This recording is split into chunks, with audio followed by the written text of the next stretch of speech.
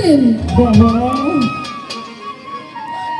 ওরে খাজার ধিয়ানে থাকলে ভক্তের নুরানি রূপ দেখেন।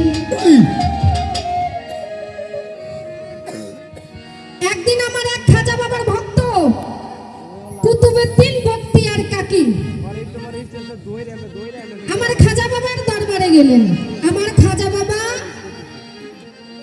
পর্দায় যাওয়ার পরে আমার কথাগুলো শুনতে হবে, যেহেতু পালা গান দুই চারটি আমরা কথা বলবো, সেই কথাগুলো শুনতে হবে।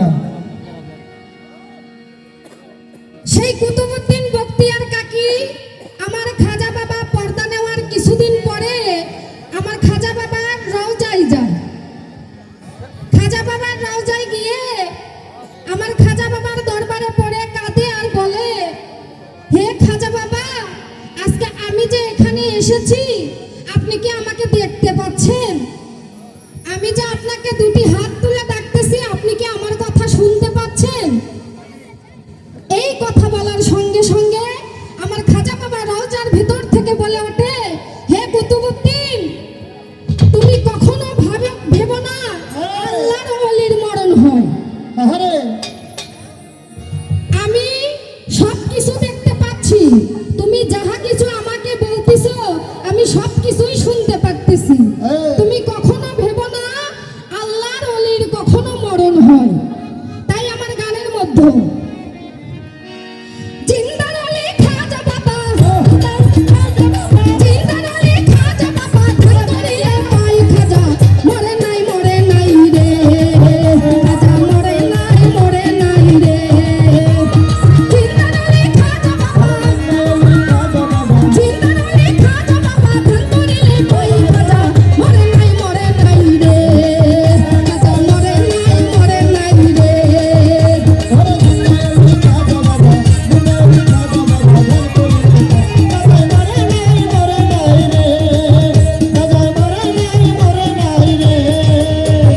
আল্লাহর ওলি নাই কো মরণ, নিজে আল্লাহ কহ, আল্লাহর মিশে দেয়া অমর হইয়া রয়। আল্লাহর ওলি নাই কো মরণ, নিজে আল্লাহ কহ, আল্লাহর মিশে দেয়া অমর হইয়া রয়। গুহানে বেশেতে ঘুরে, গুহানে বেশেতে ঘুরে সব মজায় গালি খাজা, খাজা মরে নাই রে।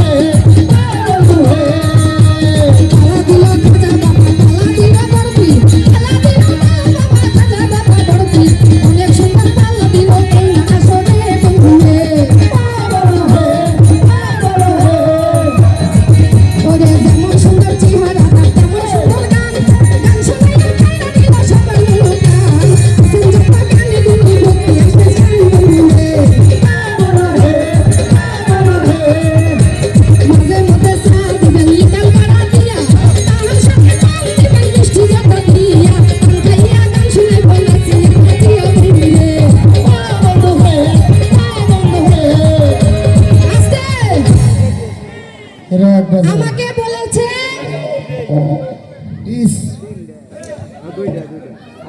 তাহার মনে একটি উল্টা পাল্টা কিছু কথা জাগছে। হ্যাঁ কথাটা কি?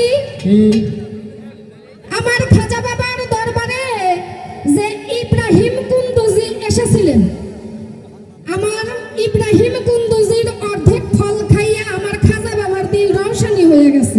হ্যাঁ এই কথা বলছে না? হ্যাঁ তা উনার একটু জানার বিষয়, এই যে খাজা বাবার যে দিলটা রওশনি হইছে, আচ্ছা এই দিল রওশনি হইল ইব্রাহিম কুন্দুজির কাছে, আর উনি বায়াত গ্রহণ করলেন উসমান হারুনির কাছে। এর কারণটা কি?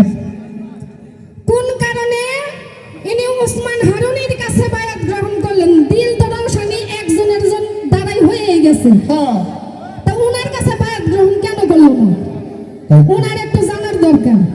মানে আমি একটা ছোটখাটো মানুষ, তো পিচ্ছি মানুষ, আমার মানে দেখে ভাবছে কি যে হেরে যদি একটা জায়গা মতো প্রশ্ন রাখি, হ্যাঁ পরবর্তী স্টেজে দাঁড়াই আর কোনো সাউন্ড করবো না।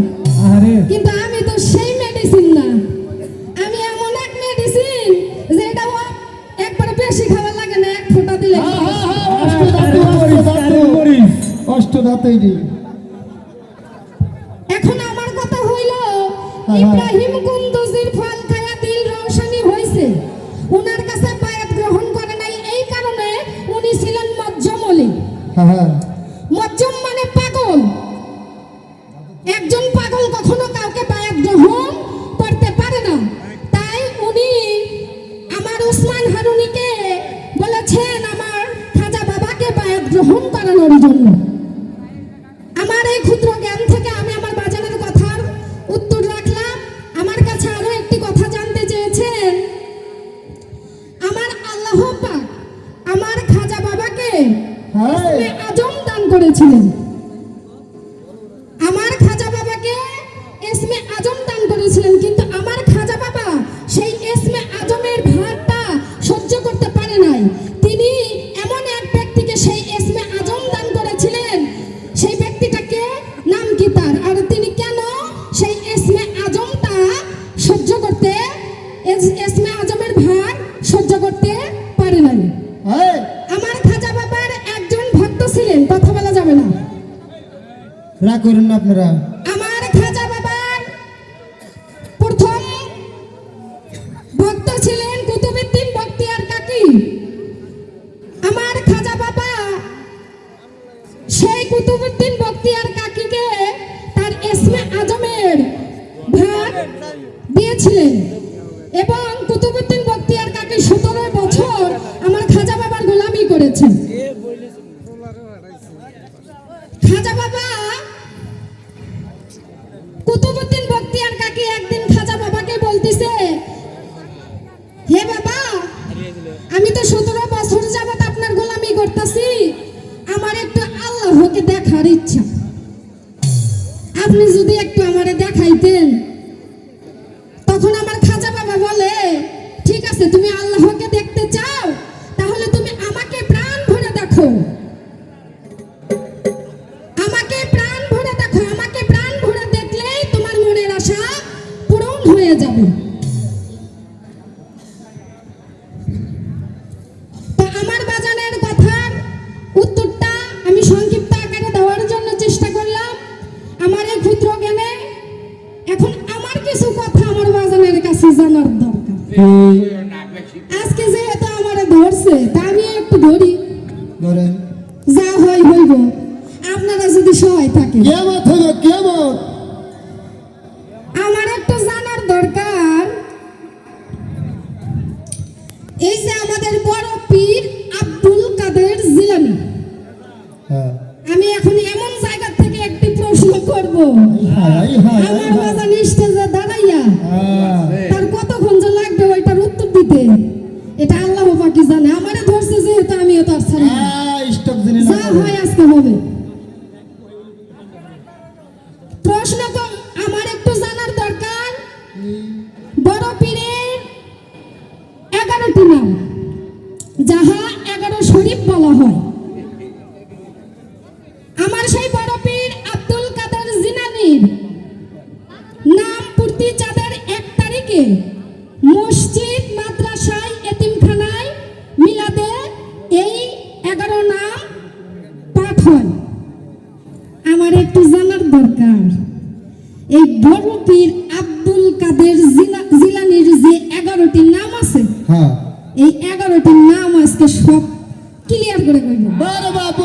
প্রশ্ন আর এই 11টি নামের মধ্যে আমার আল্লাহ পাক কোন নামটি রেখেছেন এটাও একটু বলুন।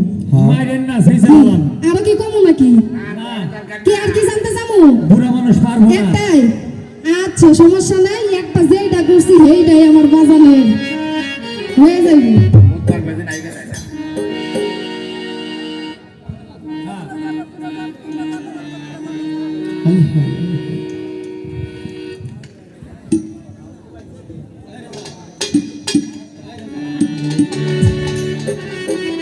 যাই হোক আমাকে রিকোয়েস্টের গান গাইতে বলা হয়েছে আমি সেখান থেকে গানটা রাখবো। হ্যাঁ ভজন মুন্সি ওকে ওকে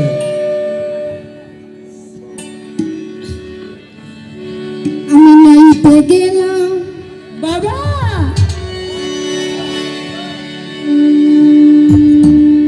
আমি নাইতে গেলাম খাজা বাবা আচ্ছা প্রেম নদীতে কই গেলে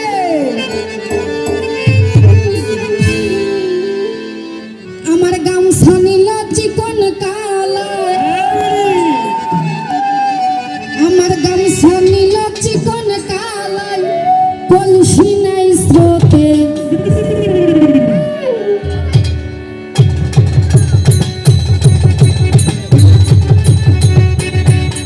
আমি নাইতে গেলাম ভান্ডারির প্রেম নদীতে প্রেম নদীতে গামছা নীল চিকন কালাই গামছা নীল আমার চিকন কালাই কলসি নাই স্রোতে কলসি নাই স্রোতে কলসি নাই স্রোতে হেই নাইতে গেলাম ভান্ডারির প্রেম নদীতে প্রেম নদীতে আমার গামছা নীল চিকন কালাই গামছা নীল আমার চিকন কালাই কলসি নাই স্রোতে আরে নাইতে গেলাম সরাসরি কেমন দিতে আরে কেমন দিতে গামছা নিলে কি করে গেলা গামছা নিলে কি করে গেলা করছি যেতে আরে গামছা নিলে কি করে গেলা গামছা নিলে কি করে গেলা করছি যেতে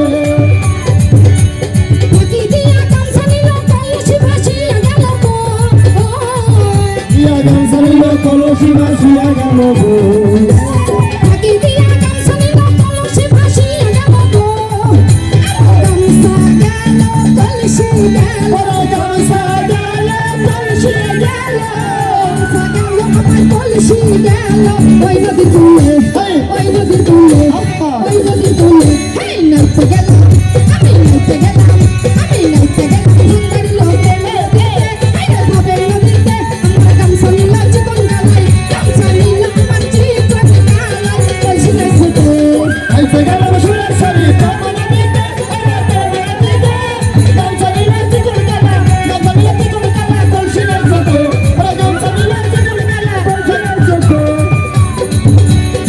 নদীতে তুফান ভারী বইঠার তাড়াতাড়ি আ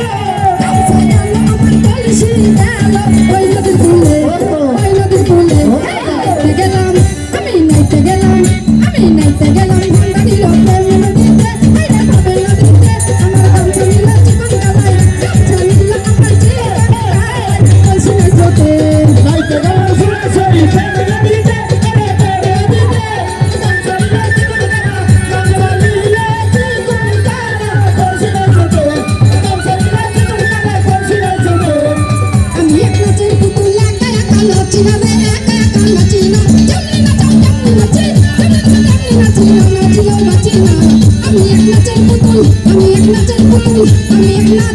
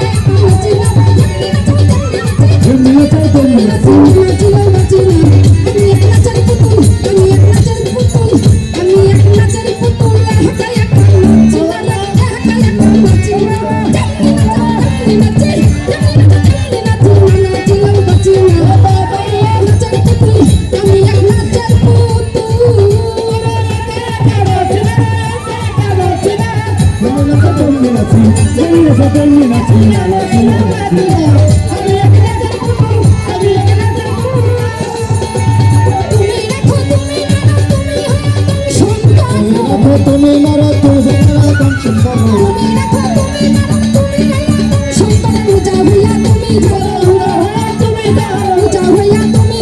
আমি তোরে দুশো আমি এক নাচের পুতুল আমি এক নাচের পুতুল আমি এক নাচের পুতুল একা একা নাচি না ভাই একা একা নাচি না যেমনি নাচি নাচিও বাঁচি না আমি এক নাচের পুতুল আমি এক নাচের পুতুল